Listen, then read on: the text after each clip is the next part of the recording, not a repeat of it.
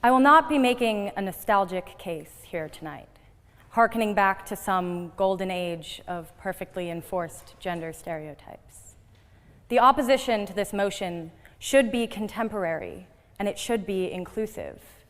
The issue isn't tackling this apparently inherent toxicity within traditional masculinity, but understanding that it isn't inherent at all.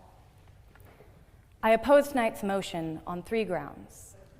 First, that the characteristics of masculinity itself are not inherently toxic if taken on their own terms. The so-called toxic elements of gender roles lie in their unnecessary policing and a lack of flexibility for those expected to conform to them. Secondly, that masculine traits and gender expressions, if embraced and used thoughtfully, can create solidarity around the men's causes that require our immediate attention and action, from mental health to cancers that disproportionately affect men. And finally, a productive understanding of traditional masculinity allows anyone, regardless of race, sexuality, or other identity, to access those pieces of it which empower them. Before I continue, it is my pleasure to introduce the proposition speakers in tonight's debate. You have just heard from Varuna Mitra, a first-year law student at St. John's College and the women's officer on the Oxford Union Committee this term. A surprising job for someone who, as I heard through the committee grapevine recently, can't believe she has to be woke in tonight's debate. Next is Wade Davis, an athlete turned advocate and educator whose illustrious sporting career included a stint at the top football club in Barcelona, which is, of course, the NFL Europe Barcelona Dragons. Closing the case for the proposition is Layla Burleson, a former executive editor at Playboy and accomplished journalist at Refinery 29 and Nylon, whose website boasts such hard-hitting titles as "Leave Yeezus Alone, Why Fashion is Mean to Kanye," and, quote, "How Kylie Jenner Helped Solve My Depression." Madam President, these are your speakers, and they are most welcome.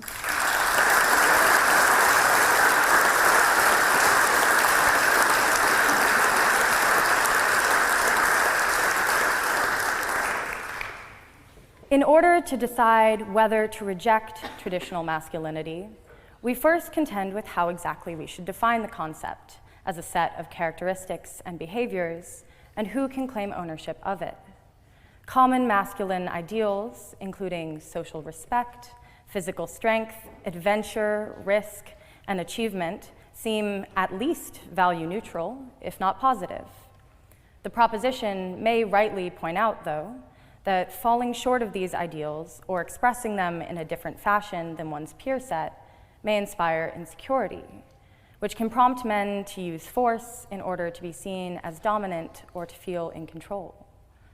These noble ideals may turn problematic when unattainable standards are set, or when they are imposed uniformly without giving space for self-exploration.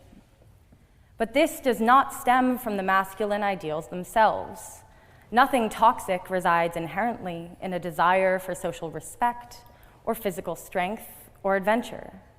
Rather, as sociologist Raywyn Connell points out, it comes from men's social and political settings, which set them up for inner conflicts over these societal expectations. But understanding the negative effects of restrictive gender roles does not require us to reject traditionally masculine ideals.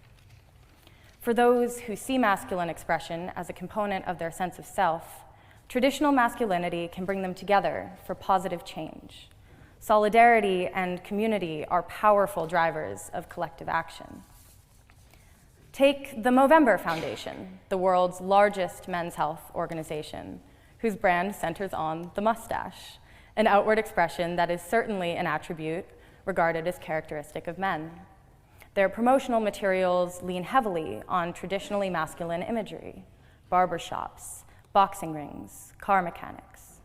The Movember Foundation embraces these points of commonality rather than rejecting them in order to bring about real change and awareness of some of the biggest issues in men's health today: prostate and testicular cancer, mental health, and suicide prevention. This type of action is certainly needed if we want men and boys to live happy and healthy lives. Driven by men and for men who know their health and issues best, this is an excellent example of the way in which traditional masculinity can be leveraged to bring about progress. In the Foundation's own words, we are strongest when we stay true to who we are. Being reasonable about the ways we encourage men and boys to express their traditional masculinity is only half the battle.